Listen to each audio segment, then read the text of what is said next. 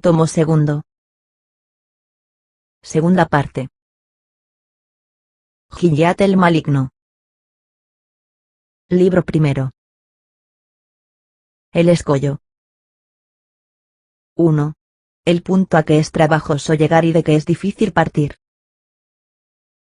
Se habrá adivinado que la barca, que en la noche precedente, a distintas horas, se divisó desde varios puntos de la costa de Guernesey, era la Panza. Gilead había escogido a lo largo de la costa el canal por entre las rocas, que era el camino más peligroso, pero el más recto. Tomar el más corto había sido su único cuidado. Los naufragios no aguardan. El mar es apremiante. Una hora de retraso puede ser irreparable. Gilead quería llegar pronto al socorro de la máquina en peligro. Una de sus preocupaciones al salir de Guernesey pareció ser la de no llamar la atención. Partió como si se babiese. Parecía que se ocultaba. Evitó la costa este como si creyese inútil pasar a la vista de Saint Sampson y de Saint-Pierre-Port, y se deslizó silenciosamente a lo largo de la costa opuesta que está relativamente inhabitada. En las rompientes tuvo que remar. Pero Gilead manejaba el remo en conformidad con la ley hidráulica, tomar el agua sin choque y volverla con ligereza, y de este modo pudo andar en la oscuridad con la mayor fuerza y el menor ruido posibles. Hubiérase creído que iba a cometer una mala acción. La verdad es que al arrojarse con los ojos cerrados a una empresa que parecía de éxito imposible, y al arriesgar su vida con una seguridad casi absoluta de perderla, temía aún la competencia. Como el sol empezaba a declinar, los ojos desconocidos, que están tal vez abiertos en los espacios, pudieron ver en medio del mar, en uno de los puntos más solitarios y amenazadores, dos objetos, entre los cuales el intervalo decrecía, acercándose el uno al otro. El uno, casi imperceptible en medio del anchuroso movimiento de las olas, era un buque de vela en el cual había un hombre. Aquel buque era la Panza, a cuyo bordo se hallaba Gilead. El otro, inmóvil, colosal, negro, tenía encima del agua una figura sorprendente. Dos altos pilares sostenían fuera de las olas en el vacío una especie de traviesa horizontal que era como un puente echado de una cima a otra. La traviesa, tan informe vista de lejos que era imposible adivinar lo que era, formaba cuerpo común con los dos pies derechos. Aquello parecía una puerta. ¿De qué servía una puerta en aquella abertura, que se hallaba en todas partes, pues era el mar? Hubiérase dicho que era un portalón histórico, levantado en pleno océano por una fantasía magistral y por manos acostumbradas a construcciones que guardasen proporción con el abismo. Aquella silueta feroz se destacaba de la claridad del cielo. La luz de la alborada se iba haciendo intensa hacia levante, y la blancura del horizonte hacía parecer el mar más negro. Al otro lado, y frente a frente, la luna se ponía. Los dos pilares eran los dubres. La especie de mole encajonada entre ellos, como un arquitrabe entre dos jambas, era la Duranda. Aquel escollo, sujetando su presa y dejándola ver, era terrible. Las rocas tienen a veces delante del hombre una ostentación sombría y hostil. Había desafío en la actitud de aquellas rocas. Parecían estar en guardia. Nada tan altivo y arrogante como aquel conjunto, el buque vencido, el abismo amo. Las dos rocas, mojadas aún por la tempestad de la víspera, parecían combatientes que sudaban. El viento había aflojado, el mar se plegaba pacíficamente, se adivinaban, con solo mirar la superficie del agua, algunas rompientes en que caían con gracia los penachos de espuma, y de cuando en cuando venía de alta mar un murmullo parecido a un zumbido de abejas. Todo estaba al nivel, a excepción de los dos dubres, erguidos y rectos como dos columnas negras. Estaban hasta cierta altura cubiertos enteramente de ova. Sus escarpados lomos tenían reflejos de armaduras. Se comprendía que debajo del agua tenían montañas por raíces. De ellos se desprendía una especie de omnipotencia trágica. El mar oculta ordinariamente sus golpes. Queda voluntariamente oscuro, y todo lo vela su sombra inconmensurable. Es muy raro que el misterio renuncie al secreto.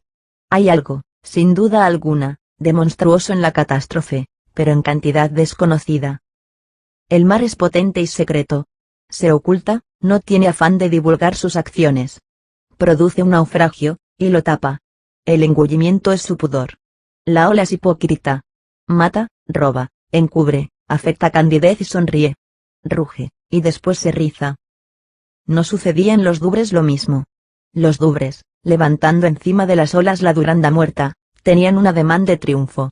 Hubiérase dicho que eran dos brazos monstruosos que salían del abismo y enseñaban a las tempestades aquel cadáver de buque. Eran algo parecido al asesino, que se jacta de sus fechorías. Se añadía a todo lo dicho el horror sagrado de la hora. El amanecer tiene una grandeza misteriosa que se compone de un resto de sueño y de un principio de pensamiento. En este momento turbio, flota aún un poco de espectro. La especie de inmensa H mayúscula, formada por los dos dubres de que era la Duranda como un eslabón que los unía, aparecía en el horizonte con no sé qué majestad crepuscular.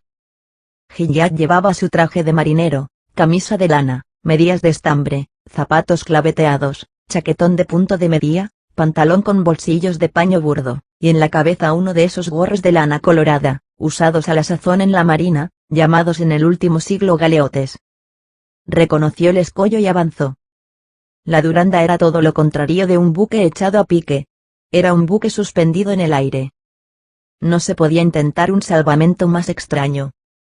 Ya el sol estaba muy alto cuando Gilliatt llegó a las aguas del escollo. Como hemos dicho, había poca marejada. El agua tenía solamente la agitación que la da su opresión entre los peñascos. Todo estrecho, pequeño o grande, se riza, y su interior echa siempre espuma. No abordó Gilliatt los dubres sin precaución. Echó varias veces la sonda. Tenía que practicar un pequeño desembarco provisional. Acostumbrado a viajes continuos, aunque cortos, tenía siempre dispuesto todo lo necesario para ellos. Metió en la barca un saco de galleta y otro de harina de centeno, una cesta de stockfish y de tasajo, una pipa de agua dulce, un cajón de Noruega con flores pintadas que contenía algunas camisas gruesas de lana, un chaquetón y unos calzones embreadas, y una piel de carnero que se echaba encima por la noche. Todo esto, a más de un pan tierno, metió precipitadamente en el buque antes de salir del bu de la calle. Impaciente por partir, no sacó de su morada más instrumentos de trabajo que su martillo de herrero, su hacha y su segur, una sierra y una cuerda de nudos, armada de su correspondiente garfio. Con una escalera de nudos, sabiendo servirse de ella, las más ásperas pendientes se hacen accesibles, y un buen marino encuentra practicables los más rudos acantilados. En la isla de Serk se puede ver el partido que sacan de una cuerda de nudos los pescadores del Abre Gosselin. Dentro de la barca se hallaban también sus redes, sus sedales y todos sus aparejos de pesca. Los había metido por costumbre y maquinalmente, pues demasiado sabía que prosiguiendo la empresa en que se había empeñado, tendría que permanecer por algún tiempo en un archipiélago de rompientes, en que de nada sirven los chismes de pesca. En el momento de llegar Gilliatt al escollo, la marea bajaba, lo cual era una circunstancia favorable. Las aguas, decreciendo, dejaban en descubierto al pie de la Dubre menor algunas hiladas de piedras chatas y poco inclinadas, que se parecían bastante a las repisas que sostienen un techo. Aquellas superficies, estrechas unas y otras anchas, escalonadas por espacios desiguales a lo largo del monolito vertical, se prolongaban en forma de estrecha cornisa hasta debajo de la Duranda, la cual formaba barriga entre los dos peñascos. Allí estaba como en un torno. Aquellas plataformas eran cómodas para descargar y columbrar. Allí se podía dejar provisionalmente el cargamento de la panza. Pero era menester darse prisa, porque no podían estar mucho tiempo fuera del agua. Al subir la marea, habían de sepultarse nuevamente bajo la espuma. Delante de aquellas rocas, unas planas y otras en declive, Gilliatt detuvo la panza. Una gruesa capa de ova las cubría, y por esta circunstancia y por su oblicuidad eran en varios puntos muy resbaladizas. Gilliatt se descalzó, saltó a la ova y amarró la panza al pico de una roca. Después avanzó cuanto pudo entre la estrecha cornisa de granito, se colocó debajo de la Duranda, levantó los ojos y la examinó detenidamente. La Duranda estaba cogida, suspendida y como amoldada entre los dos peñascos, a unos 20 pies encima del agua. Para echarla allí había sido necesario un golpe de mar espantoso.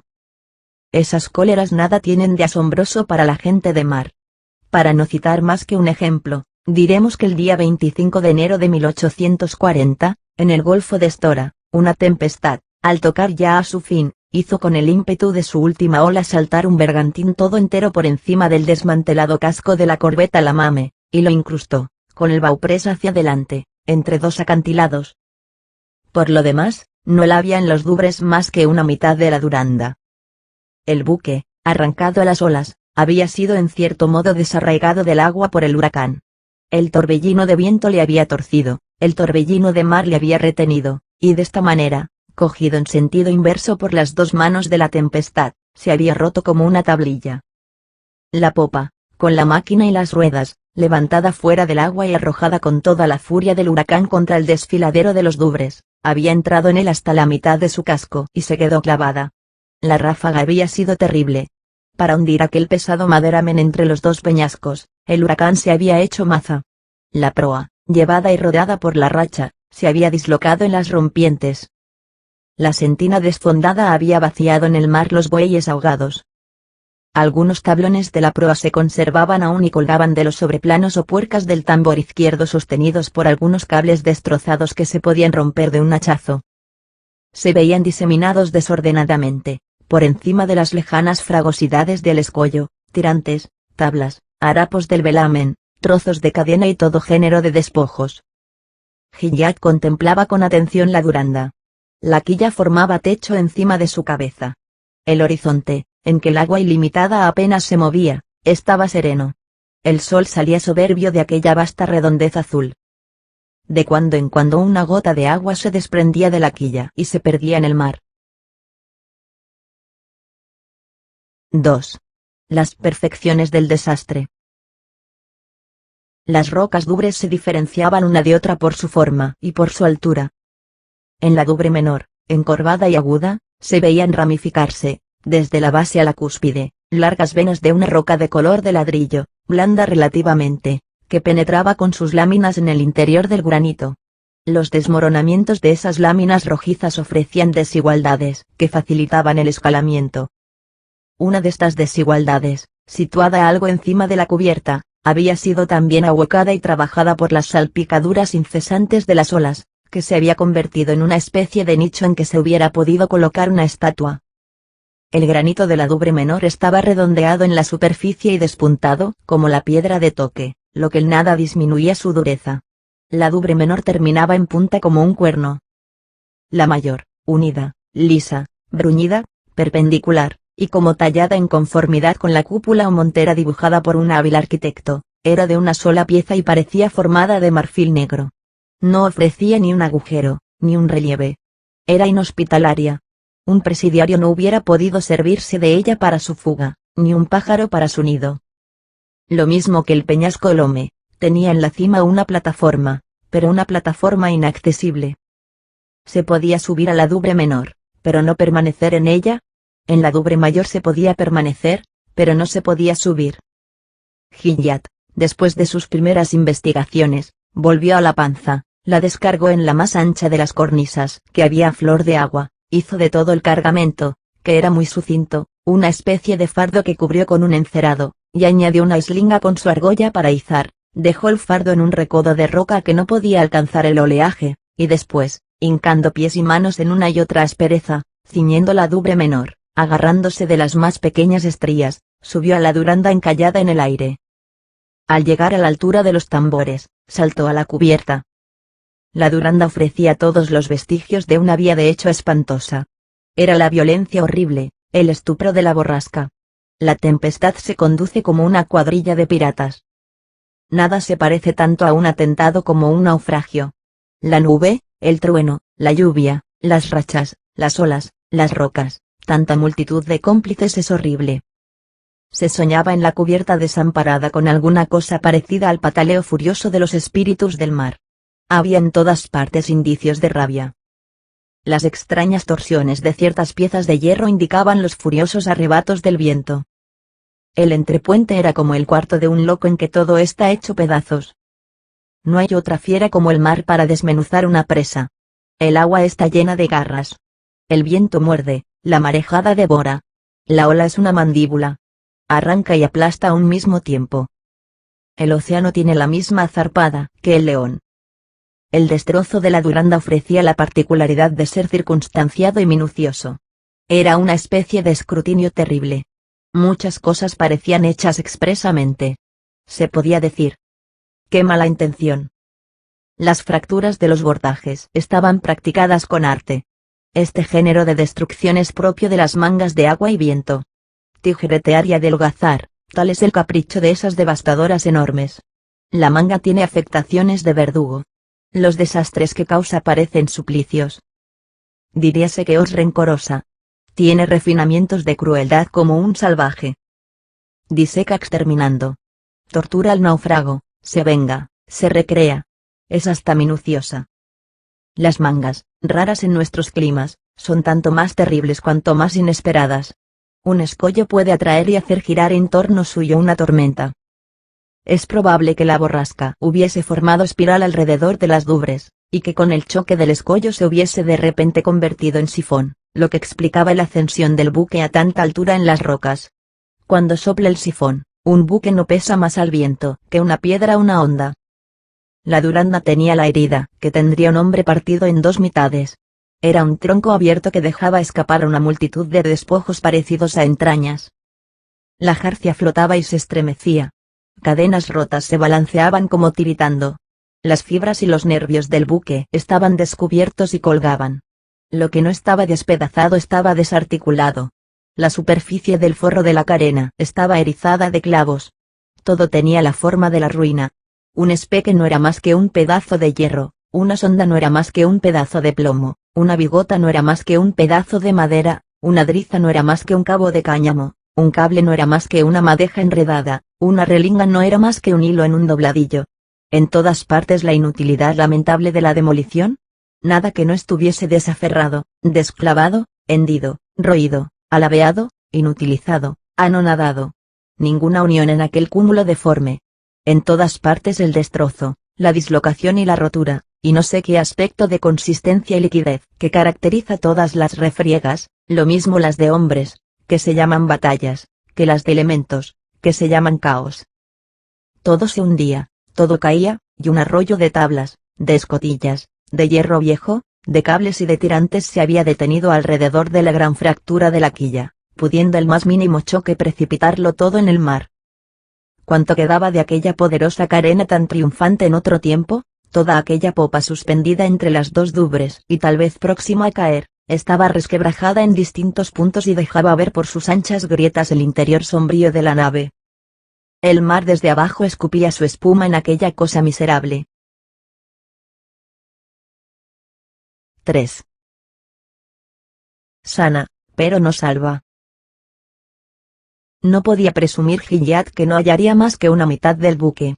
En las indicaciones del patrón del Shealtiel, no obstante ser tan precisas, nada hacía presentir que el buque estuviese partido por la mitad. Era probable que en el instante de producirse tan terrible avería bajo las espumosas olas, tuviera efecto aquel crujido diabólico que oyó el patrón del Shealtiel. Habíase este alejado sin duda en el momento de la última ráfaga, y lo que había tomado por una oleada era una trompa marina.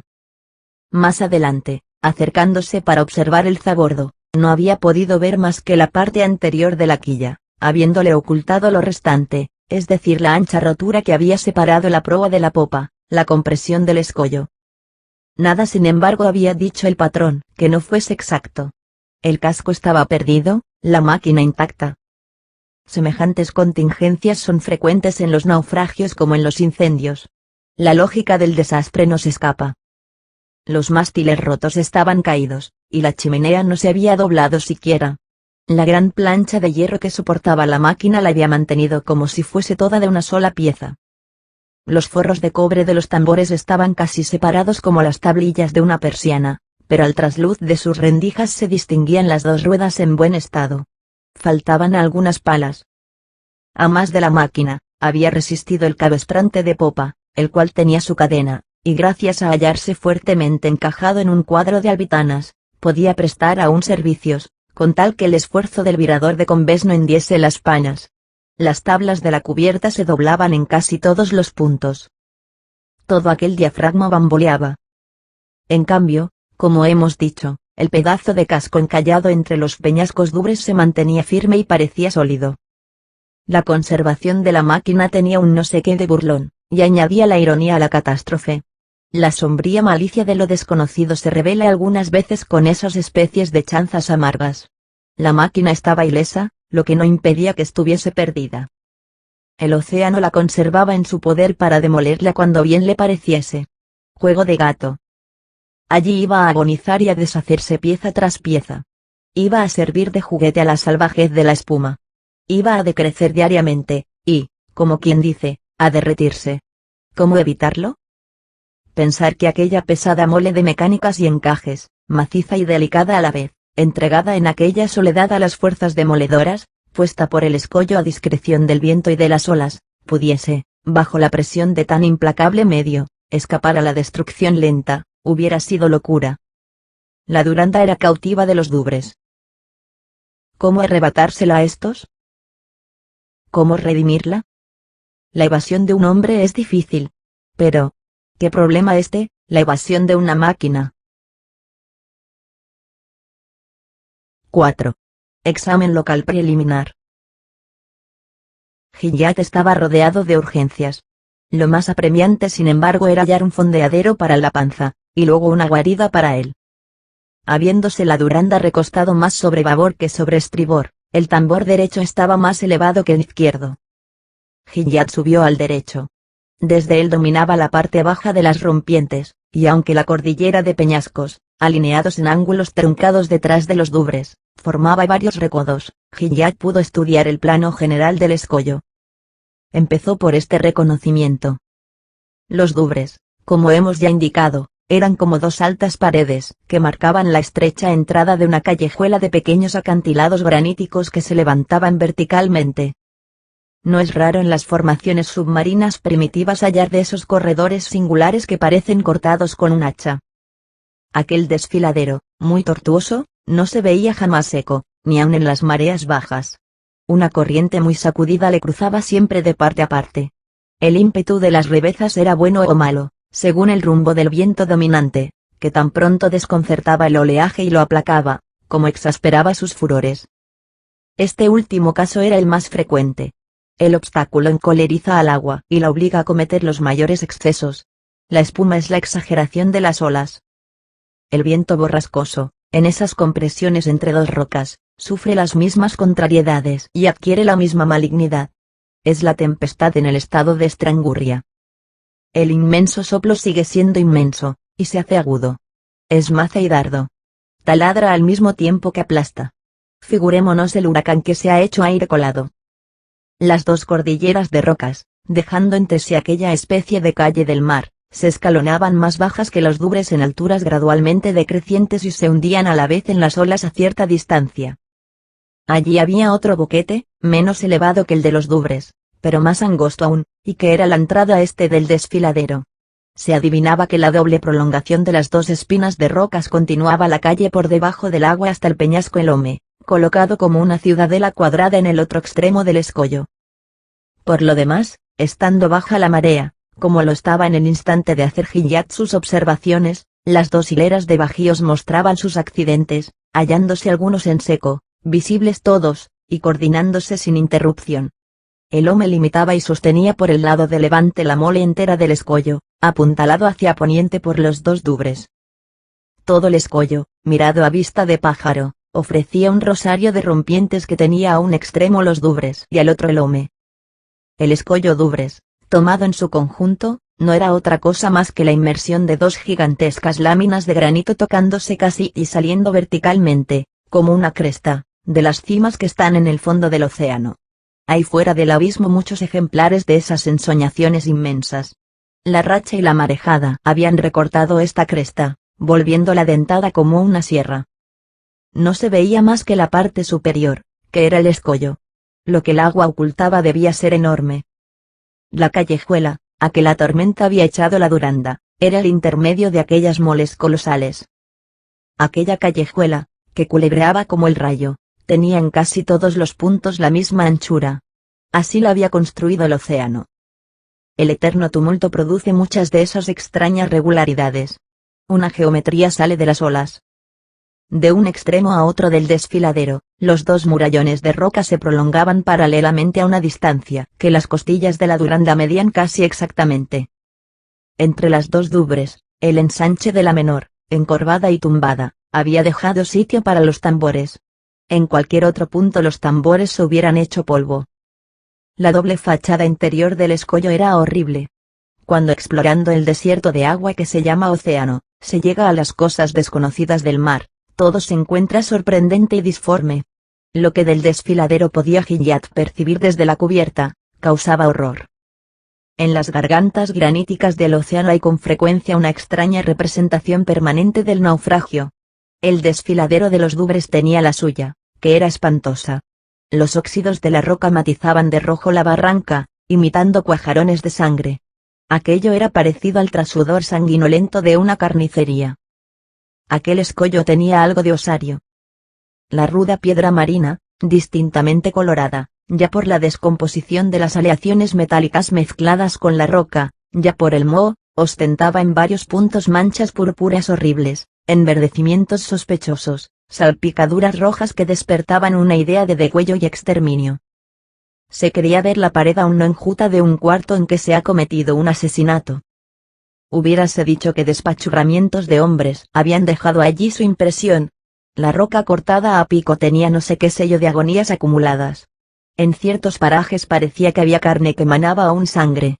El murallón estaba mojado, y no se comprendía que se le pudiese tocar con el dedo sin que éste se quedase rojo. Un orín de carnicería aparecía por todas partes.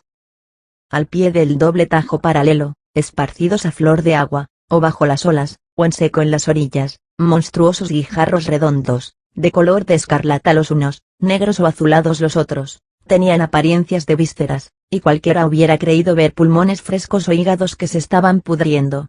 Hubiérase dicho que se habían vaciado allí vientres de gigantes. Largos hilos rojos, que se hubieran podido tomar por resudaciones fúnebres, rayaban de arriba a abajo el granito. Tales aspectos son frecuentes en las cavernas del mar.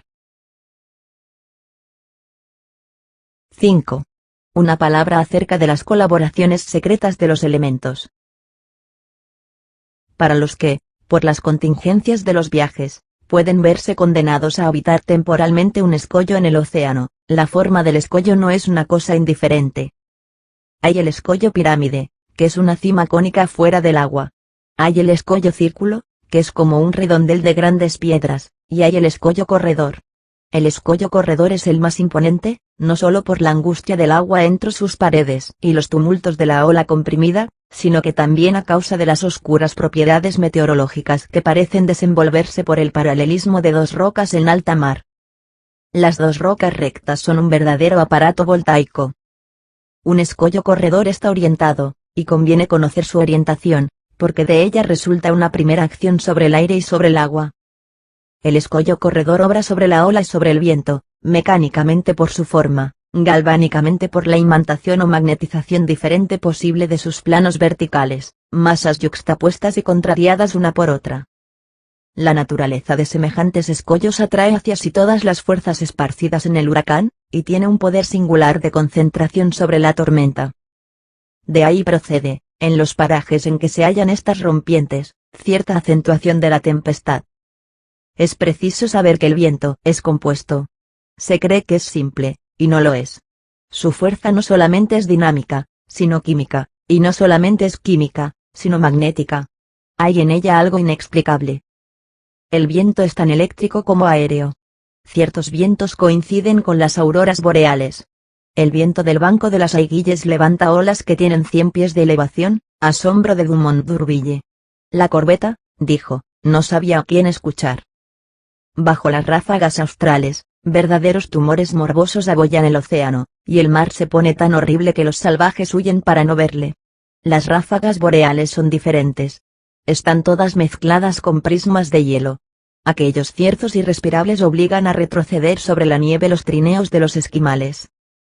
Otros vientos queman, tales como el simón de África, que es el tifón de China y el samiel de la India. Simón, tifón, samiel. Parecen nombres de demonios. Derriten lo alto de las montañas. Una borrasca ha vitrificado el volcán de Toluca.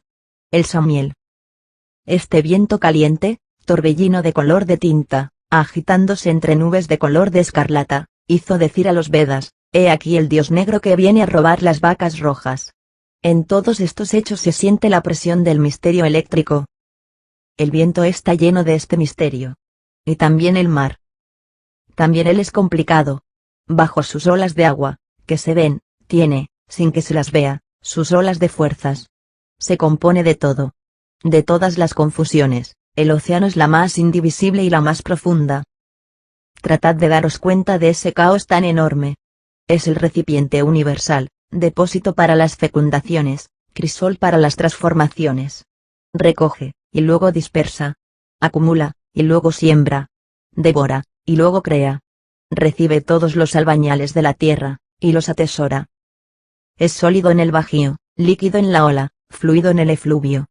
Como materia es masa, y como fuerza es abstracción. Iguala y enlaza los fenómenos. Se simplifica por lo infinito en la combinación.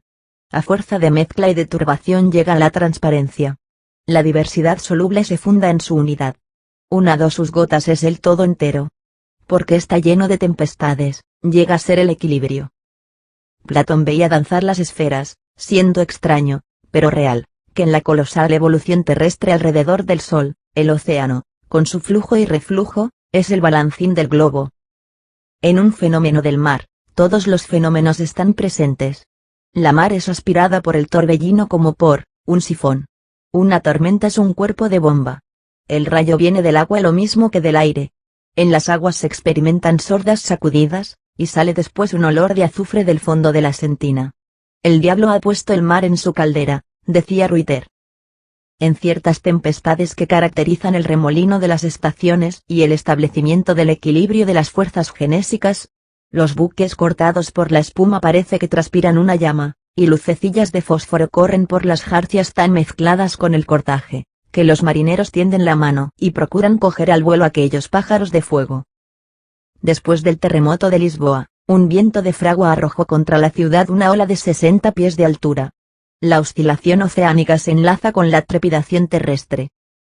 Estas energías inconmensurables hacen posibles todos los cataclismos.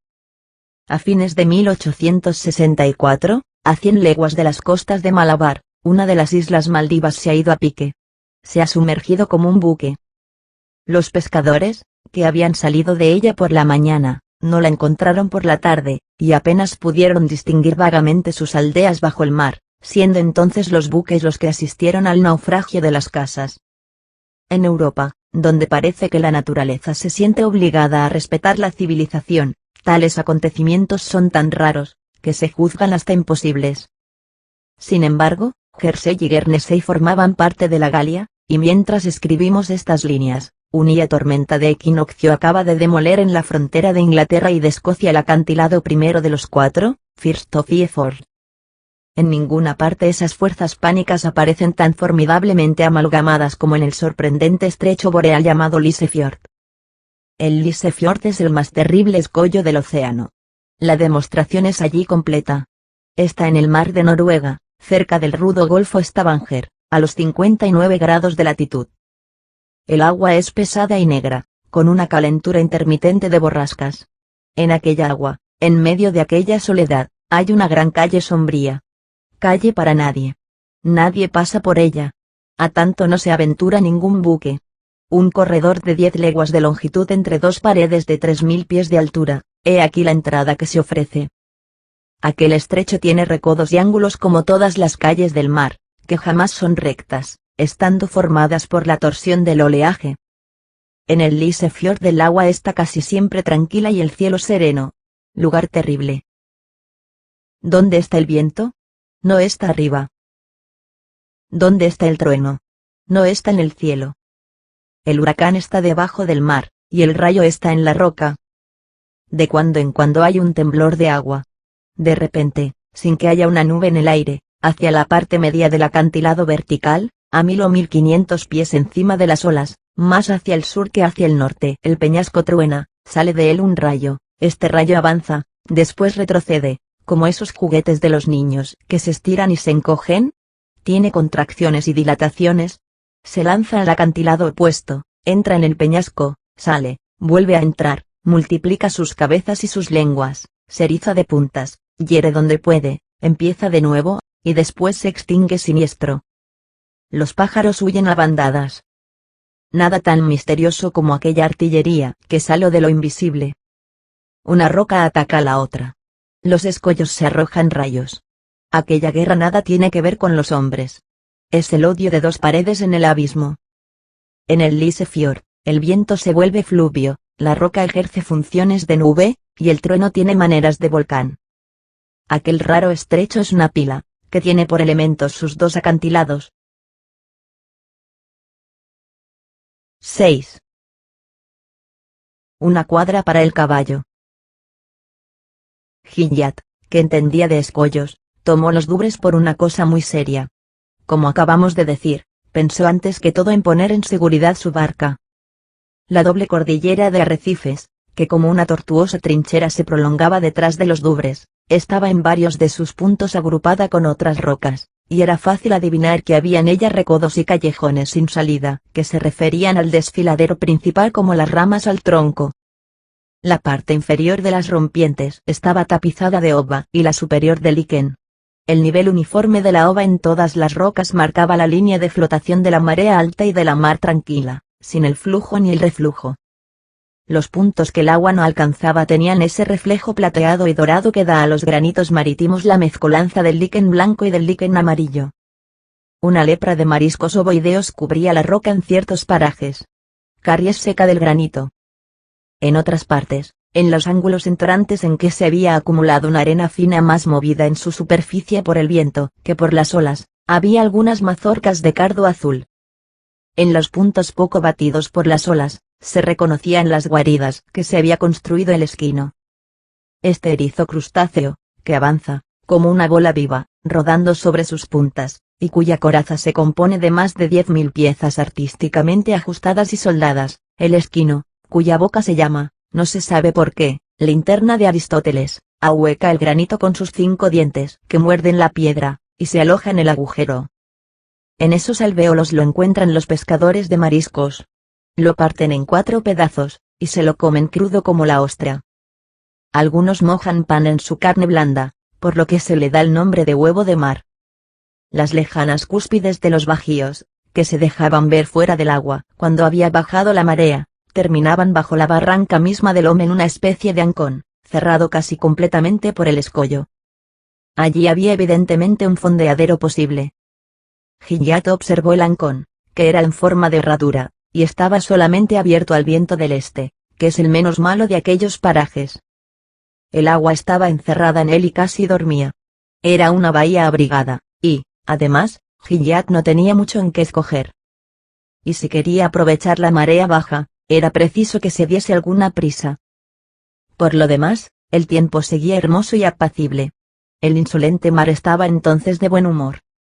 Gilliatt volvió a bajar, se descalzó, desamarró el cable, entró en su barca y se hizo a la mar. Costeó a remo la parte exterior del escollo. Al llegar cerca del Ome, examinó la entrada del ancón. Una cinta fija en la movilidad del agua, especie de arruga imperceptible para los que no son marinos, indicaba el paso. Gilliatt estudió un instante aquella curva, lineamento casi indistinto en el agua. Después echó un poco hacia afuera su barca para virar cómodamente y buscar lo más hondo, y de un solo movimiento entró en la pequeña ensenada. Echó la sonda. El fondeadero era en efecto excelente. Allí la panza estaba protegida contra casi todas las eventualidades de la estación. Los más temibles arrecifes tienen alguno de esos pacíficos recodos. Las radas que se encuentran en el escollo se parecen a la hospitalidad del beduino. Son honradas y seguras. Gilliatt colocó la panza tan cerca del Ome como pudo, si bien a la suficiente distancia para poder maniobrar en caso necesario, y echó sus 2 anclas. Después se cruzó de brazos y celebró consejo consigo mismo. La panza tenía abrigo. Este problema estaba ya resuelto. Pero se presentaba otro. ¿Dónde se abrigaría él mismo? Se ofrecían albergues. La misma panza, con su popa casi habitable, y la meseta del Ome, fácil de escalar. De cualquiera de estos 2 albergues podría, estando baja la marea y saltando de una roca a otra, ganar casi a pie enjuto el espacio de entre los 2 dubres en que estaba la Duranda. Pero la marea baja no dura más que un momento, pasado el cual, quedaría separado de su albergue o de la Duranda por una distancia de más de 200 brazas. Nadar en el agua de un escollo es siempre difícil, y habiendo alguna marejada, es imposible. Fuerza era renunciar a la panza y al Ome. Ninguna guarida había en los peñascos vecinos. Las rocas inferiores desaparecían 2 veces al día bajo la marea alta. Los picos superiores eran sin cesar atacados a saltos por la espuma. Quedaba la misma Duranda. ¿Podría Gilliatt albergarse en ella? Así lo esperaba. 7. Un albergue para el viajero. Media hora después, Gilliatt, habiendo vuelto a bordo del buque perdido, subía y bajaba de la cubierta al entrepuente y del entrepuente a la sentina, profundizando el examen sumario de su primera visita. Con el auxilio del cabrestante, había subido a la cubierta de la Duranda el fardo que había formado con el cargamento de la Panza. El cabrestante se había conducido debidamente. No faltaban seguramente palancas para irle arrastrando. En aquel montón de escombros, Gilliatt podía escoger. Halló entre las ruinas un escoplo, caído sin duda del tonel de la carpintería, con que aumentó su pequeña colección de herramientas. Además, como en los casos de apuro con todo se cuenta, se aseguró de que se había metido la navaja en el bolsillo. Gilliatt estuvo trabajando todo el día en la Duranda, escombrando, consolidando, simplificando. Al terminar el día, reconoció lo siguiente. Todo el buque se estremecía al menor viento. A cada paso que daba Gilliatt, temblaba todo aquel esqueleto. No había estable y firme más que la parte del casco encajonada entre las rocas, que contenía la máquina. Allí los baos se apuntalaban poderosamente contra el granito. Imprudencia hubiera sido establecerse en la Duranda. Se la hubiera añadido peso, y lo que importaba era aligerarla. Apoyarse en el buque perdido era lo contrario de lo que debía hacerse.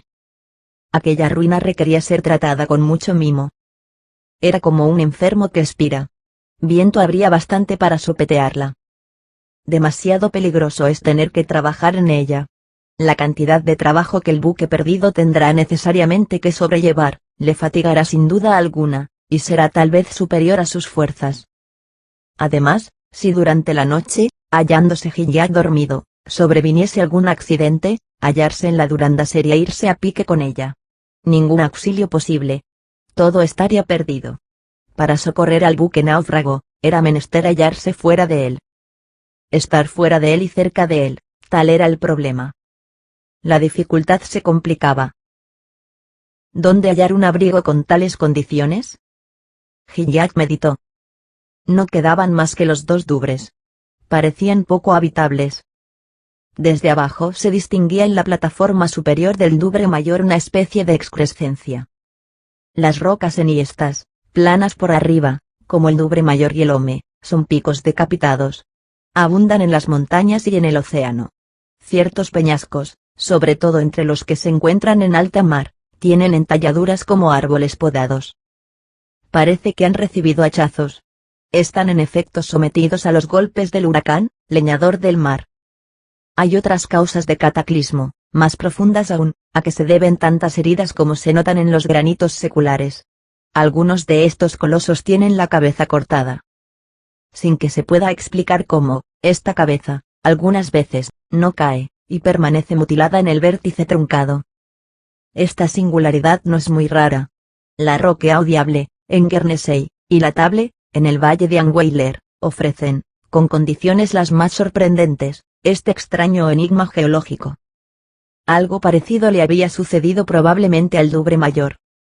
Si la prominencia que se notaba en la meseta no era una jiba natural de la piedra, había de ser necesariamente algún fragmento restante del remate arruinado. En aquel pedazo de peñasco había tal vez una excavación. Un agujero en que meterse. Gilliatt no pedía otra cosa. Pero ¿cómo llegar a la meseta? ¿Cómo subir por aquella pared vertical, fuerte y lisa como un guijarro, medio cubierta de una sábana de confervas viscosas, y que tenía el aspecto resbaladizo de una superficie enjabonada? Había por lo menos 30 pies desde la cubierta de la Duranda al borde de la meseta. Gilliatt sacó de su caja de herramientas la cuerda de nudos, se la enrolló alrededor de la cintura, y empezó a escalar el Dubre menor. A medida que subía, la ascensión era más ruda. Se había olvidado de quitarse los zapatos, lo que aumentaba las dificultades. No sin mucho trabajo llegó a la punta, y se puso en pie. Había apenas para sus 2 pies espacio suficiente. No le servía para alojamiento. A una alción le hubiera tal vez bastado. Gilliatt, más exigente, quería más. La Dubre menor se inclina hacia la mayor, de suerte que de lejos parece que la saluda, y el intervalo de los dos dubres, que abajo era de unos 20 pies, no era arriba más que de unos 9 u 11. Desde la punta a que se había encaramado, Gilliatt vio más distintamente el tumor pétreo que cubría en parte la plataforma de la Dubre Mayor. Aquella plataforma se levantaba al menos 3 toesas encima de su cabeza. Un precipicio le separaba de ella. El tajo de la Dubre Menor, cortado a plomo, desaparecía debajo de él.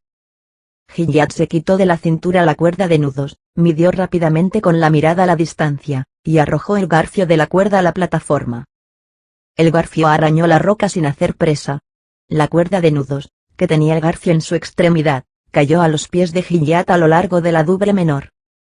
Gilliatt repitió la misma operación, echando la cuerda más adelante, y dirigiendo la puntería a la protuberancia granítica en que distinguía grietas y quebrajas. Echó la cuerda con tanta limpieza y tino que el garfio se clavó. Gilliatt tiró de la cuerda. La roca se rompió, y la cuerda de nudos volvió a dar contra el escarpe debajo de Gilliatt. Gilliatt echó el garfio por tercera vez. El garfio no volvió a caer. Gilliatt tiró de la cuerda con fuerza. Resistió. El garfio estaba anclado. Se había detenido en alguna fragosidad de la meseta que Gilliatt no podía ver. Tratábase de confiar la vida a aquel sustentáculo desconocido. Gilliatt no vaciló. Todo apremiaba. Era preciso abreviar cuanto fuese posible. Por otra parte, volver a bajar a la cubierta de la Duranda para recurrir a algún otro procedimiento, era casi imposible. Era probable resbalar, y casi seguro caer. Se sube, pero no se baja. Como todos los buenos marineros, Gilliatt tenía movimientos de precisión. No malograba nunca sus fuerzas. No hacía más que esfuerzos proporcionados, y así se explican los prodigios de vigor que ejecutaba con músculos ordinarios. Tenía unos bíceps como cualquier hijo de vecino, pero otro corazón. Añadía la fuerza, que es física, la energía, que es moral. El acto que iba a ejecutar era imponente. Franquear, colgado de un hilo, el intervalo de los dos dubres, tal era la cuestión. En los actos de adhesión o de deber, se encuentran frecuentemente interrogaciones que parecen dirigidas por la muerte. ¿Harás eso?, dice la sombra. Gilliatt tiró de nuevo de la cuerda. El garfio se mantuvo firme. Entonces Gilliatt se envolvió la mano izquierda con el pañuelo, cogió con la derecha la cuerda poniendo encima de ella la izquierda, después tendió un pie hacia adelante, y con el otro pie, empujando enérgicamente la roca a fin de que el vigor de la impulsión impidiese a la cuerda toda rotación, se precipitó de lo alto de la Dubre Menor contra el tajo de la otra. El choque fue violento. A pesar de la precaución tomada, la cuerda giró, y Gilliatt dio contra la roca de espaldas. Permaneció un momento atontado y suspendido. Fue bastante dueño de sí mismo para no soltar la cuerda. Se pasó algún tiempo en oscilaciones y sobresaltos antes que pudiese coger la cuerda con los pies, pero lo consiguió al cabo. Ya repuesto, y teniendo la cuerda entre sus pies al mismo tiempo que la sujetaba con las dos manos, miró hacia abajo. No se inquietaba por la longitud de la cuerda, que ya más de una vez le había servido para mayores alturas. En efecto, la cuerda arrastraba sobre la cubierta de la Duranda. Seguro de poder bajar, Gilliatt empezó a encaramarse. Alcanzó en algunos instantes la meseta. Jamás cosa alguna que no tuviese alas había puesto allí los pies. La meseta estaba cubierta de excremento de aves. Era un trapecio irregular, rotura de aquel colosal prisma granítico llamado Dubre Mayor. En el centro, minado por las lluvias, el trapecio estaba hueco como un barreño. Las conjeturas de Gilliatt habían sido justas.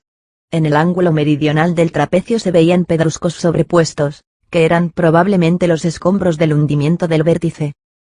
Aquellos pedruscos, especie de hacinamiento de losas desmedidas, hubieran dejado a un animal salvaje, descarriado en aquella altura, un camino entre ellos para deslizarse. Se equilibraban unos a otros, y tenían los intersticios que tiene un montón de cascote. No había allí gruta, ni antro, sino agujeros como en una esponja. En uno de estos agujeros cabía Gilliatt. En aquel cubil había un fondo de hierba y de musgo. Gilliatt estaría allí como metido en un estuche. La entrada de la guarida tenía 2 pies de altura, y se iba estrechando hacia el fondo. Hay sepulturas de piedra que tienen la misma forma. Hallándose el cúmulo de rocas arrimado al sudoeste, La cueva estaba protegida de los chaparrones, pero abierta al viento del norte. A Gilliatt le pareció bien. Los dos problemas estaban resueltos. La panza tenía un puerto y él tenía una vivienda. Lo bueno de esta vivienda era que estaba al alcance del buque perdido. El garfio de la cuerda de nudo, caído entre dos peñas, se había enganchado allí sólidamente. Gilliatt lo inmovilizó poniéndole encima una gran piedra. Inmediatamente después entró en libre práctica con la Duranda. En lo sucesivo estaba en su casa. La Doubre Mayor era su morada, la Duranda era su almacén. Ir y venir, subir y bajar, nada más sencillo. Bajó corriendo por la cuerda de nudos a la cubierta. La jornada era buena, había empezado bien, estaba contento, y se apercibió que tenía hambre. Abrió su cesta de provisiones, echó mano de su navaja, cortó un buen pedazo de tasajo, que comió acompañado de un poco de pan bazo, bebió un trago de agua, y cenó admirablemente. Hacer bien y comer bien son dos alegrías. El estómago lleno se asemeja a una conciencia satisfecha. Concluida su cena, quedaba aún un poco de día, de que se aprovechó para empezar a aligerar el buque naufragado, que era cosa muy urgente. Había pasado parte del día escogiendo los escombros. En el compartimiento sólido en que se hallaba la máquina metió todo lo que podía servirle, madera, hierro, cortaje, lona, echó al mar lo inútil. Por reducido que fuese el cargamento de la panza, izado a la cubierta de la Duranda por medio del cabestrante, era un embarazo. Gilliatt reparó en la especie de nicho abierto en el muro de la Doubre Menor, a una altura que podía alcanzar su mano. Se ven con frecuencia en las rocas esas alacenas naturales, si bien es verdad que no se cierran. Opinó que era posible confiar a aquel nicho un depósito, y le entregó sus dos cajas, la de herramientas y la de prendas de ropa, y sus dos sacos, el de centeno y el de galleta, que los metió en el fondo, y en la parte anterior, tal vez demasiado cerca del borde, pero no había ya más espacio, la cesta de provisiones. Había tenido buen cuidado en sacar de la caja en que guardaba la ropa su piel de carnero, su capote con capucha y sus polainas embureadas. Para impedir que la cuerda de nudos tomase viento agarró su extremidad inferior a una puerca de la Duranda. Como la Duranda tenía mucha comba, la puerca estaba muy encorvada, y sujetaba el extremo lo mismo que hubiera podido hacerlo una mano cerrada. Faltaba arreglar el cabo superior de la cuerda. Por abajo estaba bien sujeta, pero en el vértice del escarpe, en el punto en que la cuerda de nudos rozaba con el borde de la plataforma, era de temer que poco a poco la fuese segando este borde. Gilliatt escarbó el montón de escombros que tenía en reserva, cogió algunos pingajos de lona, y sacó de algunos pedazos de cable unos cuantos hilos, que se metió en los bolsillos. Cualquier marino hubiera adivinado que con aquellos pedazos de lona y aquellos cabos de hilo iba a forrar el pliegue de la cuerda de nudos que rozaba con la roca, para preservarla de toda avería. Hecha su provisión de trapos viejos, se puso las polainas, se echó encima del chaquetón el capote cuya capucha dejó caer sobre su gorra, ciñóse al cuello la piel de carnero, y cubierto con esta panoplia completa, cogió la cuerda, ya entonces pegada para lo sucesivo a lo largo de la Doubre Mayor, y fue a tomar por asalto aquella torre del mar. No obstante tener las manos desolladas, en un abrir y cerrar de ojos llegó Gilliatt a la meseta. Se extinguían los últimos resplandores del sol poniente. En el mar era ya noche, pero en la cúspide del escollo había un poco de luz. Gilliatt aprovechó este resto de claridad para forrar la cuerda de nudos. En el ángulo que formaba junto al borde del peñasco, aplicó una porción de vendajes de lona sobrepuestos, y los ató con bramantes. Aquel apósito tenía cierta semejanza con las almohadillas que se ponen las actrices en las rodillas para las agonías y súplicas del quinto acto. Terminada la operación, Gilliatt, que estaba agachado, se levantó. Hacía ya un rato, mientras vendaba la cuerda de nudos, que en el aire percibía confusamente un estremecimiento singular. En medio del silencio del crepúsculo, aquel ruido se asemejaba al que produciría el sacudimiento de alas de un inmenso murciélago. Gilliatt levantó los ojos. Un gran círculo negro giraba encima de su cabeza en el cielo profundo y blanco del crepúsculo. En los cuadros antiguos, se ven círculos análogos, orlando la cabeza de los santos, pero son de oro sobre un fondo oscuro, al paso que el que giraba encima de Gilliatt era tenebroso sobre un fondo claro. Nada más extraño. Hubiérase dicho que aquello era la aureola nocturna del imponente escollo. El círculo se acercaba a Gilliatt y luego se alejaba, cerrándose al acercarse y abriéndose al alejarse. ¿Y qué era aquello? Mofetas, gaviotas, fragatas, cuervos marinos, aleones, una nube de aves marítimas, asombradas. La Douve Mayor era probablemente su albergue y se retiraban a él para pasar la noche.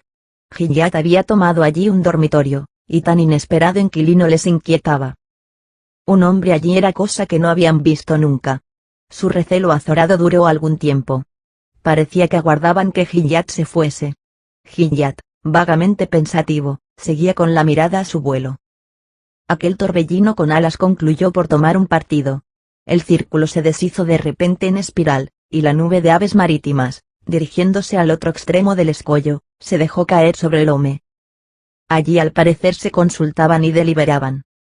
Mientras Gilliatt se tendía dentro de su estuche de granito, y por almohada se ponía una piedra debajo de la mejilla, oyó mucho rato a las aves hablar una tras otra, cada cual con su particular graznido.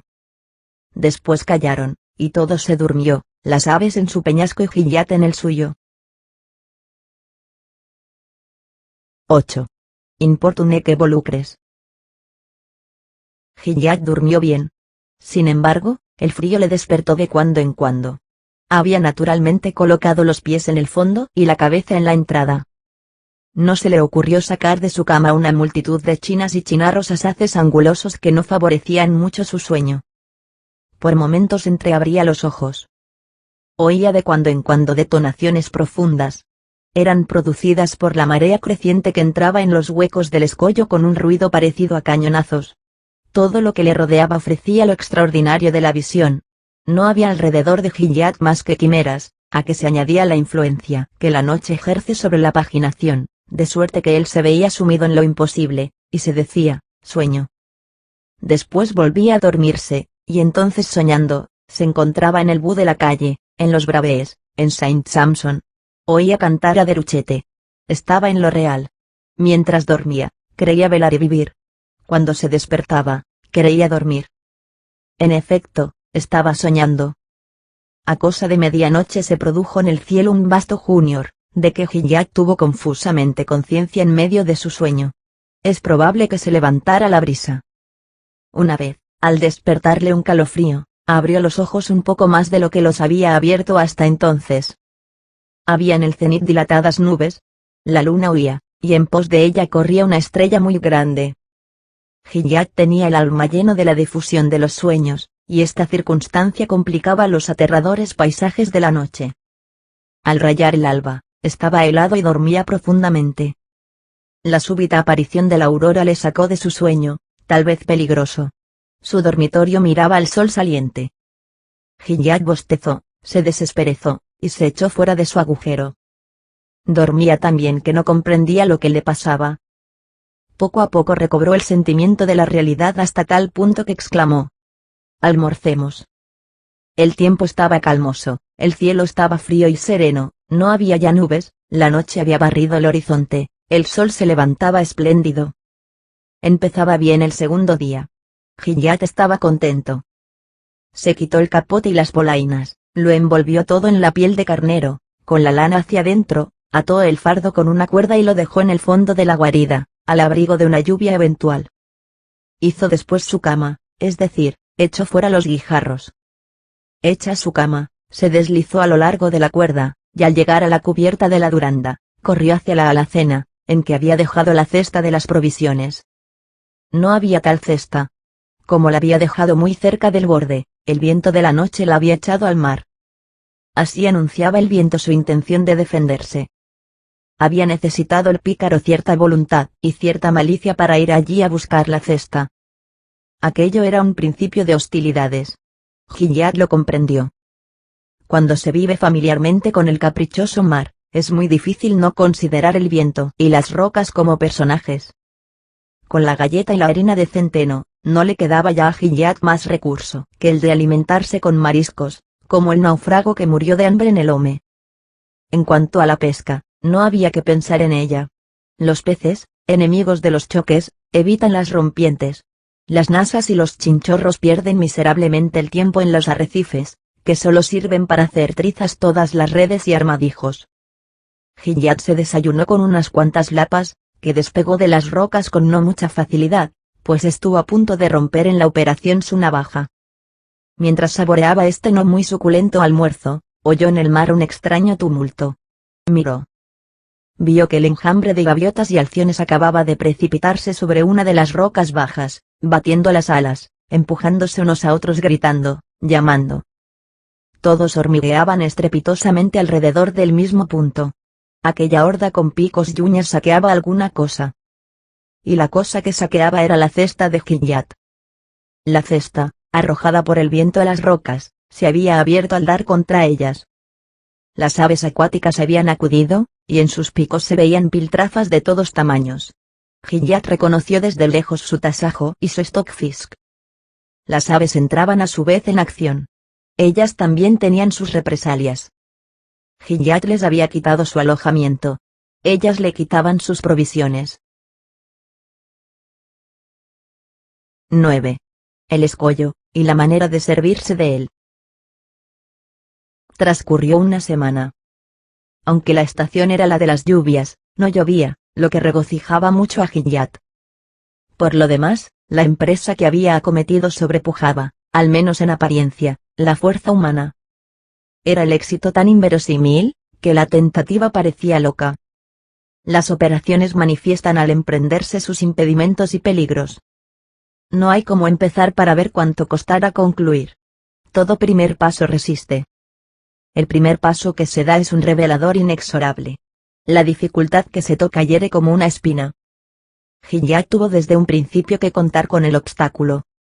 Para librar del naufragio la máquina de la Duranda destruida en sus 3/4 partes, para intentar con alguna probabilidad de éxito un salvamento tal, en tal lugar y en tal estación, parecía indispensable que se juntasen muchos hombres, y Gilliatt estaba solo. Parecía indispensable un surtido completo de instrumentos de carpintería y maquinaria, y Gilliatt no tenía más que una sierra, una hacha, un escoplo y un martillo. Parecían indispensables un buen taller y una buena barraca, y Gilliatt no tenía siquiera un techo bajo que guarecerse. Parecían indispensables provisiones y víveres, y Gilliatt no tenía un pedazo de pan. Cualquiera que, durante toda aquella primera semana, hubiese visto a Gilliatt trabajar en el escollo, no se hubiera sabido dar cuenta de lo que quería hacer. Parecía que no pensaba ni en la Duranda ni en los 2 Douvres. No se ocupaba más que de lo que había en las rompientes. Parecía exclusivamente dedicado a salvar algunos miserables restos del naufragio. Se aprovechaba de las mareas bajas para despojar a los arrecifes de todo lo que el naufragio había repartido entre ellos. Saltaba de una roca a otra para recoger en todas lo que el mar había echado, pingajos de vela, cabos de rueda, trozos de hierro, astillas de tablones, bordajes desfondados, vergas rotas, en un punto un tirante, en otro una cadena, en otro una garrucha. Al mismo tiempo estudiaba todas las fragosidades del escollo. Ninguna era habitable, con mucho sentimiento de Gilliatt, que por la noche tenía frío en los intersticios de piedras en que se albergaba a lo alto de la Douvre mayor, y hubiera deseado encontrar mejor guarda. 2 fragosidades había bastante espaciosas. Aunque casi en todas partes el corte natural de la roca era desigual y oblicuo, en ellas podía un hombre estar en pie y andar. La lluvia y el viento entraban en ellas a sus anchas, pero no las alcanzaban las más altas mareas. Estaban próximas a la Douvre menor, y eran accesibles a cualquier hora. Gilliatt resolvió hacer de una de ellas un almacén, y de la otra una fragua. Con todos los puños del bratil, tomadores, embargues y badazas que pudo recoger, hizo varios fardos, formando haces con las astillas y paquetes con los pedazos de lona. Lo cosió todo cuidadosamente. A medida que la marea subiendo levantaba los líos, él los arrastraba por encima de los arrecifes hasta su almacén. En el hueco de una roca había hallado una guindaleta, con la cual podía izar hasta los mayores tablones. Del mismo modo sacó del mar numerosos trozos de cadena esparcidos por las rocas. Gilliatt era tenaz y causaba admiración su trabajo. Hacía cuanto quería. Nada resiste a una perseverancia de hormiga. Al fin de la semana, Gilliatt tenía en su techado de granito todo el informe revoltijo de la tempestad puesto en orden.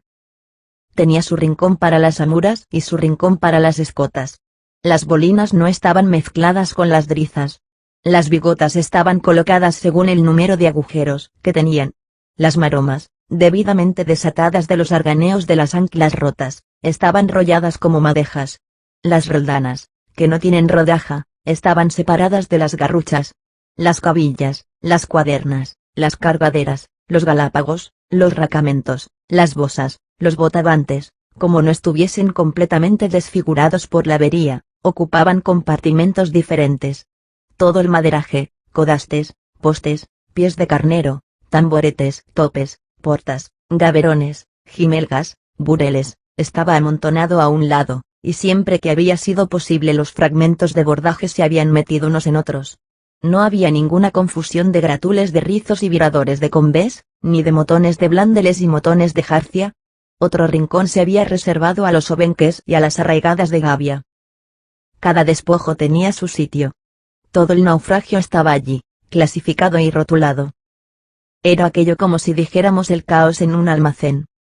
Un pedazo de gavia, sujeto con grandes piedras, cubría, aunque muy agujereado, lo que la lluvia podía estropear. Aunque la proa de la Duranda estaba muy averiada, Gilliatt consiguió salvar las dos serviolas con sus 3 ruedas de polea. Halló el bauprés, cuyas trincas le costó mucho desarrollar, por hallarse muy adheridas, pues se habían hecho, como es costumbre, con el cabestrante y en un tiempo seco. Gilliatt sin embargo las desarrolló comprendiendo que el grueso bramante de que se componían podría serle muy útil. Había también recogido el ancla pequeña que había quedado hincada en el hueco de un bajío, que quedó descubierto al bajar la marea. En lo que había sido el escondrijo de Tangroilla halló un pedazo de tiza y se lo guardó cuidadosamente. Podía tener que hacer alguna marca. Un cubo y varios toneles en bastante buen estado completaban el taller. Todo el carbón de piedra que quedaba del cargamento de la Duranda fue trasladado al almacén. En 8 días se concluyó el salvamento de los restos del naufragio, se limpió el escollo, y se aligeró la Duranda. No quedaba en el buque perdido más que la máquina. El trozo del bordaje de proa, que estaba roto y desprendido, no fatigaba el esqueleto. Colgaba del casco sin darle tirones, porque se hallaba sostenido por una prominencia de piedra. Era además ancho y poco manejable, y hubiera ocupado todo el almacén. Tenía el aspecto de un almadía. Gilliatt lo dejó en su sitio. Profundamente pensativo mientras trabajaba, Gilliatt buscó en vano la muñeca, que servía de mascarón a la Duranda. Era una de las piezas que el agua se había llevado para no devolverlas. Gilliatt hubiera dado por ella sus 2 brazos, si no hubiese tenido tanta necesidad de ellos. Junto a la entrada del almacén, en la parte de afuera, se veían 2 montones de desechos, uno de hierro, bueno para forjarlo nuevamente, y otro de madera, bueno para quemarlo. Gilliatt al rayar el alba estaba ya trabajando. Exceptuando las pocas horas que concedía al sueño, no descansaba un solo instante. Las gaviotas, volando en todas direcciones, le veían trabajar. 10. La fragua. Hecho el almacén, Gilliatt hizo la fragua. La segunda fragosidad que escogió ofrecía un reducto, especie de intestino, bastante profundo. Había en un principio tenido la intención de habitarla, pero el cierzo, renovándose sin cesar, era tan continuo y obstinado en aquel pasillo, que le obligó a renunciar a su primera idea. Aquel soplo continuo le sugirió el pensamiento de una fragua. Ya que aquella caverna no podía ser su dormitorio, quiso que fuese su taller. Hacerse servir por el obstáculo es un gran paso hacia el triunfo. El viento era el enemigo capital de Gilliatt, y Gilliatt quiso hacer de él su criado. De las cavernas de las rocas se puede decir lo que de ciertos hombres, propios para todo, buenos para nada. No dan lo que ofrecen. Hay un hueco de roca que es un baño, pero que deja escapar el agua por una quiebra. Hay otro que es un aposento, pero sin techo. Hay otro que es un lecho de musgo, pero mojado. Hay otro que es una poltrona, pero de piedra.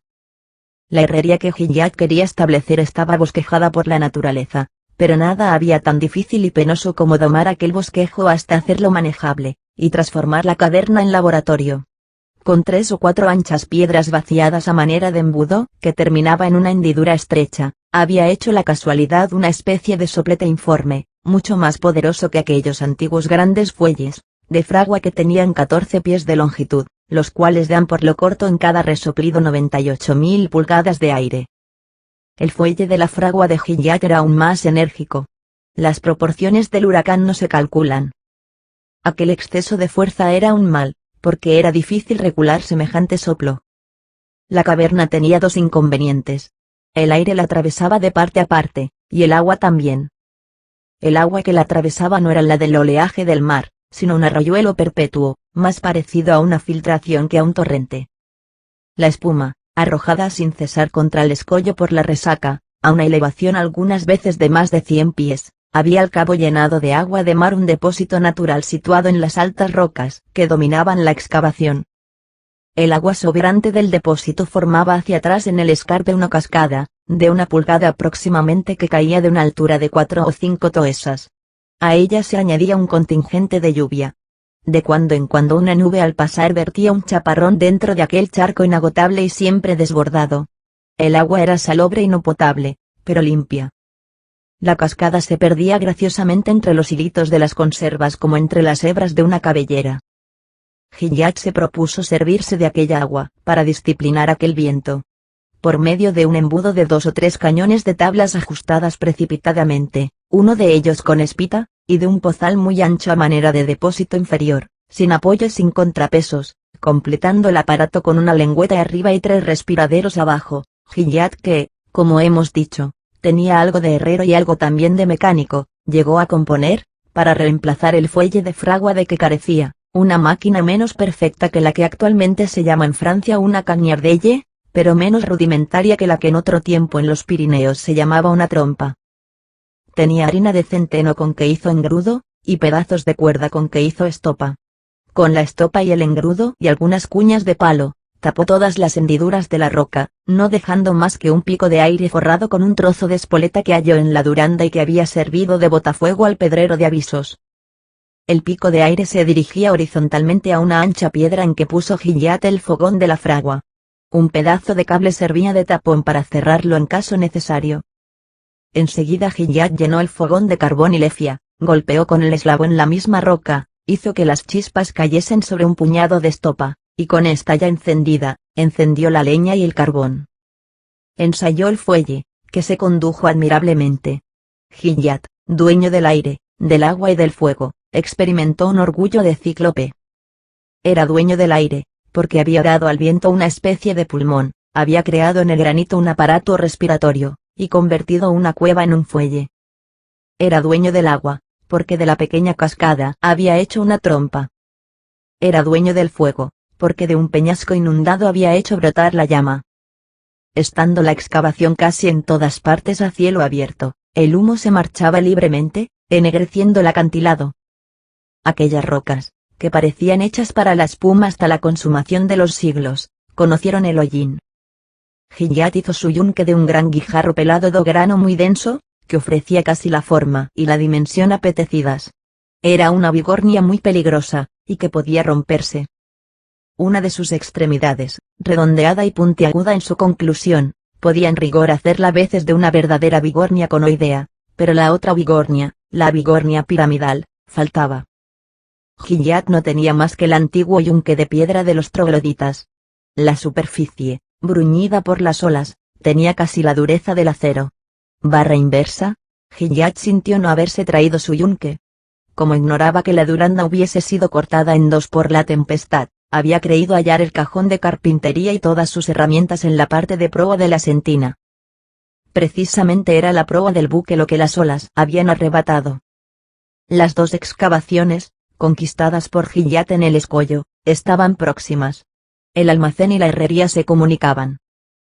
Todas las tardes al anochecer, concluida su jornada, Gilliatt cenaba un pedazo de galleta mojada en agua, un esquino, un cangrejo o unos cuantos caracoles marítimos, única caza posible en aquellas rocas, y temblando de frío como la cuerda de nudos, subía a acostarse en su agujero de la Doubre Mayor. La materialidad misma de las ocupaciones de Gilliatt aumentaba la especie de abstracción en que vivía. La realidad a alta dosis azora. El trabajo corporal sin sus numerosos accidentes no disminuía en un ápice el asombro que causaba Gilliatt el hallarse allí y hacer lo que hacía. Ordinariamente el cansancio material es un hilo que tira hacia la tierra. Pero la singularidad misma del trabajo emprendido por Gilliatt le mantenía en una especie de región ideal y crepuscular. Les parecía a veces estar con el martillo golpeando las nubes. En otros instantes se le figuraba que sus herramientas eran armas de combate. Tenía el sentimiento singular de un ataque latente que él reprimía o prevenía. Trenzar cables, sacar filástica de una vela, apuntalar albitanas, era construir máquinas de guerra. Los mil minuciosos cuidados que requería aquel salvamento acababan por parecerse a precauciones contra agresiones inteligentes, muy transparentes y muy poco disimuladas. Gilliatt no conocía las palabras que expresan las ideas, pero percibía las ideas. Se iba sintiendo cada vez menos operario, y cada vez más batallador. Estaba allí como domador, y así lo comprendía casi, lo que era para su espíritu un extraño ensanche. Además, tenía en torno, hasta perderse de vista, el inmenso sueño del trabajo perdido. Nada turba tanto como el ver maniobrar en lo insondable y en lo ilimitado la difusión de fuerzas. Se busca el fin, el punto fijo a que se tira. El espacio siempre en movimiento, el agua infatigable, las nubes que parecen azoradas, el vasto esfuerzo oscuro, toda esta convulsión es un problema. ¿Qué hace ese temblor perpetuo? ¿Qué construyen esas ráfagas? ¿Qué edifican esos sacudimientos? Esos choques, esos sollozos, esos aullidos, ¿qué crean? ¿En qué se ocupa tanto tumulto? El flujo y reflujo de estas cuestiones es eterno, como la marea. Gilliatt sabía lo que hacía, pero la agitación de la extensión le asediaba confusamente con su enigma. Sin saberlo, mecánicamente, imperiosamente, por presión y penetración, sin otro resultado que un deslumbramiento inconsciente y casi feroz, Gilliatt delirante asociaba a su propio trabajo el prodigioso trabajo inútil del mar. En efecto, hallándose allí, ¿cómo no experimentar y sondear el misterio de la imponente ola laboriosa? ¿Cómo no meditar, dentro de la medida de meditación posible que se tiene, la vacilación de la ola, el encarnizamiento de la espuma, la usura imperceptible del escollo, los gritos insensatos de los cuatro vientos? ¡Qué terror para el pensamiento, el perpetuo volver a empezar, el océano pozo, las nubes danaides, tanto trabajo para nada! Para nada, no. Pero, ¿o tú solo sabes para qué? 11. Descubrimiento. Un escollo próximo a la costa es algunas veces visitado por los hombres. Un escollo en alta mar, nunca. ¿Qué iría el hombre a buscar allí? Aquello no es una isla. Allí no hay que esperar refresco de víveres, ni árboles frutales, ni pastos, ni ganados, ni manantiales de aguas potables. Aquello es un yermo en una soledad. Aquello es una roca con tajos fuera del agua y bajíos dentro del agua. Allí no se puede hallar más que el naufragio. Estas especies de escollos, que la antigua lengua marina llamaba los aislados, son, como hemos dicho, lugares extraños. En ellos no hay más que el mar, que hace lo que quiere. Ninguna aparición terrestre le inquieta. El hombre espanta al mar. El mar desconfía de él, y le oculta lo que es y lo que hace. En el escollo el mar está tranquilo. El hombre no irá allí a buscarle. Allí nada perturbará el monólogo de las olas. El mar trabaja en el escollo, repara sus averías, aguza sus puntas, lo eriza, lo arma de nuevo, lo mantiene en buen estado. Emprende la abertura del peñasco, separa la piedra blanda, descorteza la piedra dura, despega la carne, deja la osamenta, escarba, diseca, barrena, agujerea, canaliza, pone en comunicación los senos, llena el escollo de celdillas, imita en grande la esponja, ahueca el interior, esculpe el exterior. En aquella montaña secreta, que es suya, forma antros, erige santuarios, levanta palacios. Tiene no sé qué vegetación disforme y espléndida compuesta de hierbas flotantes que muerden y de monstruos que echan raíces, y sepulta bajo la sombra del agua esta magnificencia horrible. En el escollo aislado, nadie le vigila, nadie le espía, nadie le estorba. Allí desenvuelve libremente su lado misterioso inaccesible al hombre. Allí deposita sus secreciones vivientes y horrorosas. Todo lo ignorado del mar está allí. Los promontorios, los cabos, los finisterres, los baneos, las rompientes, los arrecifes son, insistimos en ello, verdaderas construcciones. La formación geológica es poca cosa comparada con la formación oceánica. Los escollos, que son las casas de las olas, las pirámides de la espuma, pertenecen a un arte misterioso que el autor de este libro ha llamado en alguna parte arte de la naturaleza, y tienen una especie de estilo enorme. en ellos lo fortuito parece hecho expresamente. Son construcciones multiformes. Tienen la trabazón del polipero, la sublimidad de la catedral, la extravagancia de la pagoda, la amplitud del monte, la delicadeza de la joya, el horror del sepulcro. Tienen alvéolos como un avispero, guaridas como una casa de fieras, subterráneos como una topinera, calabozos como un castillo antiguo, emboscadas como un campo. Tienen puertas, pero barreadas, columnas, pero truncadas, torres, pero inclinadas, puentes, pero rotos. Sus compartimentos son inexorables. Estos no son más que para los pájaros, aquellos no son más que para los peces. No se pasa de aquí. Su figura arquitectural se transforma, se desconcierta, afirma la estática, la niega, se rompe, se detiene, empieza en arquivolta, acaba en arquitrabe. Pedrusco sobre pedrusco. Encedola es el albañil. Una dinámica extraordinaria presenta allí sus problemas, resueltos. Espantosas pechinas amenazan, pero no caen. No se sabe cómo se sostienen aquellas fábricas vertiginosas. En todas partes desplomes, faltas de apoyo, vacíos, suspensiones insensatas. ¿Escapa la ley de un babelismo semejante? El desconocido, inmenso arquitecto, no calcula nada, y todo le sale bien. Las rocas, colocadas de cualquier modo, componen un monumento monstruo. Ninguna lógica. Un vasto equilibrio. Aquello es más que la solidez, es la eternidad. Al mismo tiempo es el desorden. Parece que el tumulto de las olas ha pasado al granito. Un escollo es la tempestad petrificada. Nada más conmovedor para el espíritu que aquella salvaje arquitectura, siempre amenazando ruina y siempre en pie.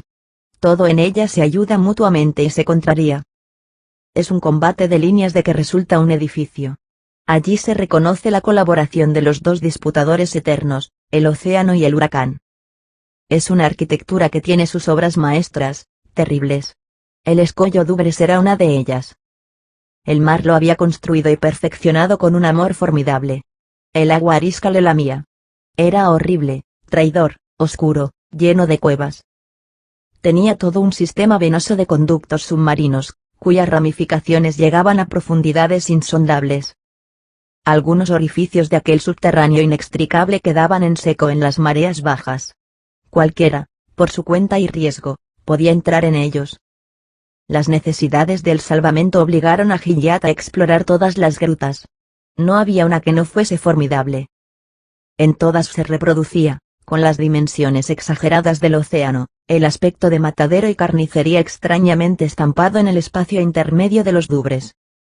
Quien no ha visto en excavaciones de este género, en la pared del granito eterno, aquellos espantosos frescos de la naturaleza, no puede formarse idea de ellos. Aquellas feroces grutas eran socarronas, era preciso no permanecer en ellas a deshora. La marea alta las llenaba hasta el techo. Abundaban en ellas las lapas y otros mariscos. Estaban llenas de morrillos y guijarros pelados amontonados en el fondo de las bóvedas. Guijarros había que pesaban más de 1 tonelada. Los había de todos los tamaños y colores.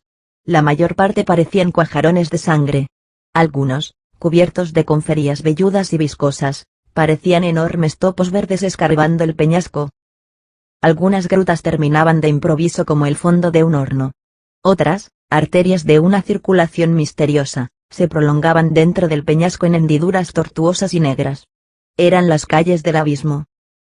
Angostándose sin cesar, no permitían a un hombre transitar por ellas. Con una antorcha encendida se veían rezumamientos oscuros. Una vez Gilliatt, huroneando, penetró por una de las hendiduras. La hora de la marea se prestaba a tan aventurada excursión. Era un hermoso día de calma y de sol. No era de temer ningún incidente de mar que pudiese complicar el riesgo. Dos necesidades, como acabamos de indicar, impelían a Gilliatt por el camino de sus exploraciones, la de buscar, para el salvamento, destrozos útiles, y la de hallar cangrejos y langostas para alimentarse. Los pescados de concha empezaban a escasear en los Douvres. La hendidura era angosta y el paso casi imposible. Gilliatt veía claridad en el interior. Hizo un esfuerzo, se encogió, se retorció, y penetró tan adelante como pudo. Era indudable que se hallaba precisamente en el interior del peñasco a cuya punta Clubin había arrojado la Duranda. Gilliatt se hallaba debajo de aquella punta. El peñasco, sólido exteriormente o inabordable, estaba vacío por dentro. Tenía galerías, pozos y aposentos como la tumba de un rey de Egipto. Era entre aquellos dédalos una de las más complicadas escabrosidades, trabajo del agua, zapa del mar infatigable. Las encrucijadas de aquel subterráneo debajo del mar comunicaban probablemente con el agua inmensa exterior por varias salidas, abiertas las unas al nivel de las olas, y las otras, profundos embudos invisibles. Muy cerca de allí Clubin se había arrojado al mar, pero Gilliatt lo ignoraba. Gilliatt, en aquella hendidura que parecía de cocodrilos, aunque no había que temer cocodrilo alguno, culebreaba, trepaba, tropezaba con la frente, se agachaba, se enderezaba, perdía pie, hallaba tierra, avanzaba penosamente.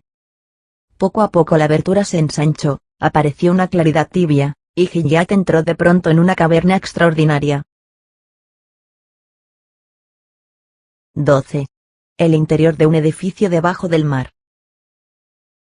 Aquella claridad vino a tiempo. Con un paso más que hubiera dado, Gilliatt caía dentro de una agua tal vez sin fondo. Las aguas de las grutas tienen una frialdad tal y paralizan tan súbitamente, que con frecuencia se quedan en ellas los más fuertes y hábiles nadadores. Además el que se hubiera caído no hubiera hallado medio de trepar y agarrarse a los escarpes de la roca. Gilliatt se detuvo. La grieta de que acababa de salir inducía a un corredor estrecho y viscoso, que era una especie de modillón o repisa en el muro cortado a pico. Gilliatt se arrimó de espaldas al muro, y se quedó contemplando. Se hallaba en una espaciosa gruta que tenía encima algo parecido a la parte inferior de un cráneo descomunal. Este cráneo estaba como recientemente disecado. Las nervosidades húmedas de las estrías del peñasco imitaban en la bóveda los cruzamientos de fibras y las suturas dentelladas de una caja ósea. Por techo, la piedra. Por suelo, el agua. Las olas del mar, comprimidas entre las cuatro paredes de la gruta, parecían anchas losas que temblaban. La gruta estaba cerrada por todas partes. Ni una cercera, ni un respiradero. Ninguna brecha en el muro, ninguna rendija en la bóveda. Todo estaba alumbrado desde abajo al trasluz del agua. Había no sé qué resplandor tenebroso. Gilliatt, cuyas pupilas se habían dilatado durante el trayecto oscuro del corredor, lo distinguía todo en aquel crepúsculo. Conocía, por haberlas visitado más de una vez, las grutas de Plemont en Jersey, el Creuxmaille en Guernesey, las boutiques en Serc, así llamadas por depositar en ellas los contrabandistas sus alijos, pero ninguno de estos maravillosos antros podía compararse con el aposento subterráneo y submarino en que acababa de penetrar. Gilliatt veía delante de sí bajo las olas una especie de arco anegado. Este arco, ojiva natural formada por las olas, era resplandeciente entre sus dos pies derechos profundos y negros. Por aquel pórtico sumergido entraba en la caverna la claridad de alta mar. Extraña luz debida a un engullimiento. La claridad se ensanchaba como un abanico enorme debajo del agua, y se reflejaba en el peñasco. Sus rayos rectilíneos cortados en largas cintas sobre la opacidad del fondo, aclarándose u oscureciéndose de una a otra fragosidad, imitaban las interposiciones de varios cristales. Había luz en la gruta, pero una luz desconocida, una luz que nada tenía de común con la claridad que vemos habitualmente. Gilliatt podía creer que había pasado de un salto a otro planeta. Aquella luz era un enigma. Parecía el resplandor glauco o verde gay de la pupila de una esfinge. El interior de la gruta figuraba una cabeza de muerte desmesurada y espléndida. La bóveda era el cráneo, y el arco era la boca. Las órbitas faltaban. Aquella boca, tragando y vomitando el flujo y reflujo, abierta al pleno mediodía exterior, tragaba la luz y vomitaba la amargura. Así hacen ciertos seres, inteligentes y malos. El rayo del sol, atravesando aquel pórtico obstruido por una densidad vítrea de agua de mar, se volvía verde como un rayo de Aldebarán. El agua, llena toda de aquella luz mojada, parecía ser de esmeralda derretida. Un matiz de alga marina de una delicadeza inaudita teñía suavemente toda la caverna. La bóveda, con sus lóbulos casi cerebrales y sus ramificaciones trepadoras semejantes a expansiones de nervios, tenía un tierno reflejo dorado. Los visos de las olas, reverberados en el techo, se descomponían en él y se recomponían incesantemente, ensanchando y estrechando sus mallas de oro con un movimiento de danza misteriosa. Causaban una impresión espectral. El espíritu podía preguntarse qué presa o qué esperanza alegraba tanto aquella magnífica red de fuego vivo. de los relieves de la bóveda y de las asperezas de la roca colgaban largas y finas vegetaciones que bañaban probablemente sus raíces por en medio del granito en algún depósito de agua superior, y desgranaban, una tras otra, de su extremidad, una gota de agua, una perla. Las perlas caían al abismo con un pequeño ruido dulce. El pasmo que causaba el conjunto era indecible. Nada podía imaginarse que fuese más encantador, ni nada tampoco encontrarse que fuese más lúgubre. Era no sé qué palacio de la muerte, contenta. 13. Lo que allí se ve y lo que allí se entreve. Una sombra que deslumbra, tal era aquel lugar sorprendente. La palpitación del mar se hacía sentir en aquella gruta. La oscilación exterior hinchaba y después deprimía el caudal de agua interior con la regularidad de una respiración. Se quería adivinar un alma misteriosa en aquel diáfano verde que se levantaba y bajaba silenciosamente. El agua estaba mágicamente limpia, y Gilliatt distinguía en ella, a profundidades diversas, playas sumergidas y superficies de rocas salientes de un verde más y más subido. Ciertos huecos oscuros eran probablemente insondables. A los dos lados del pórtico submarino, esbozos de arcos de bóveda rebajados, llenos de tinieblas, indicaban otras pequeñas grutas, apéndices de la caverna central, accesibles tal vez en la época de las mareas muy bajas. Aquellas escabrosidades tenían techos en plano inclinado, y en ángulos más o menos abiertos. Pequeñas playas que de ancho tenían solo algunos pies, puestas a descubierto al retirarse las olas, se hundían y perdían debajo de aquellas oblicuidades. En varios puntos, hierbas de más de una vara de longitud ondeaban debajo del agua con un bamboleo, como el de una cabellera tendida al viento. Se entreveían bosques de fucos.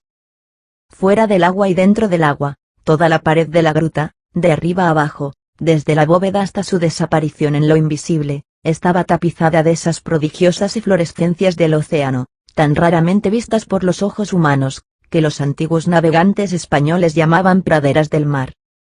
Un musgo robusto, que tenía todas las degradaciones de color del olivo, ocultaba y amplificaba las exostosis del granito. De todos los desplomos brotaban las delgadas tiras de la ova de que los pescadores hacen sus barómetros. El soplo oscuro de la caverna agitaba aquellas correas relucientes.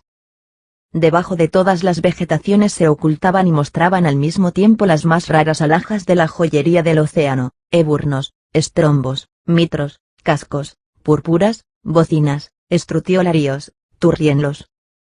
Las lepadas, semejantes a chozas microscópicas, se adherían en todas partes a la peña y se agrupaban formando aldeas, en cuyas calles andorreaban los oscabriones, escarabajos del mar.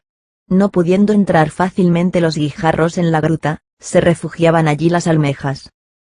Las almejas son encopetadas señoras, que, aristocráticamente vestidas, evitan el rudo y grosero contacto del populacho de los chinarros.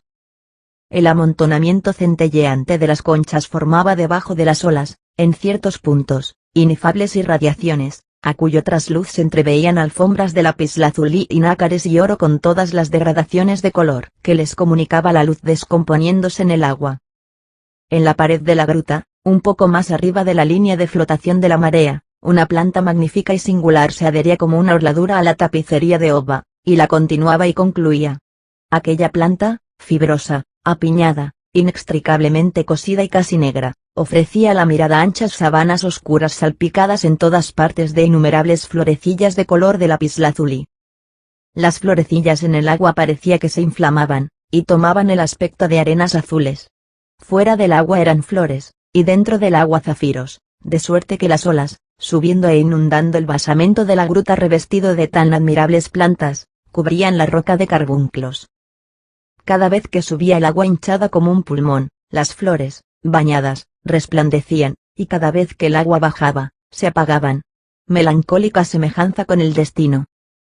A la expiración, que es la vida, seguía la expiración, que es la muerte. Una de las maravillas de la gruta era la roca, que tan pronto pared como arco, tan pronto extrave como pilastra, se presentaba en algunos puntos en bruta y escueta y en otros llena de las más delicadas cinceladuras naturales. Un no sé qué, que tenía mucho talento, se mezclaba con la maciza estupidez del granito. ¡Qué artista es el abismo! Había paño de pared que, cortado en cuadro y cubierto de redondas jorobas en actitudes especiales, figuraba un vago bajorrelieve, y delante de aquella escultura, en que había cierta nebulosidad, se podía pensar en Prometeo bosquejando para Miguel Ángel. Parecía que con unos cuantos martillazos el genio hubiera podido concluir lo que había empezado el gigante.